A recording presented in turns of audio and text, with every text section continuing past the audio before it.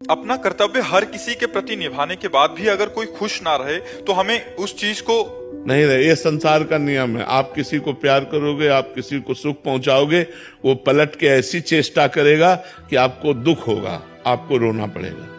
ये यहाँ संसार का नियम है। अपने हैं कि जो हमें गाली दे उसका भी मंगल मनाए, लेकिन आप लोगों का हृदय इसलिए दुखी हो जाता है कि कम से कम यार हम तुम्हें इतना सुख दे रहे हैं, इतना अनुकूल हो रहे हैं, तो तुम प्यार से तो बात कर लो। लेकिन संसार ऐसा नहीं है। आप जितना सुख दोगे उसके प्रतिकूल आपके साथ व्यवहार करेगा। मेरी कमी है या नियति का ही ऐसा विधान? ये माया का ऐसा खेल है। इसीलिए संतों को सिखाया गया है कि सहो, सह जाओ। सह जाओगे तो दुखी नहीं होगे, नहीं तो दुख देगा संसार, पक्का दुख देगा, पक्का। कोई ऐसा नहीं, चाहे भाई हो चाहे कोई भी हो, चाहे जितना आप सुख बिछा दो, अपना सब कुछ खाली कर दो, लेकिन जब तुम्हारा नंबर आएगा उससे जरा भी लेने का, तो आपको उसका चेहरा बदला नजर आएगा। संसार का खेल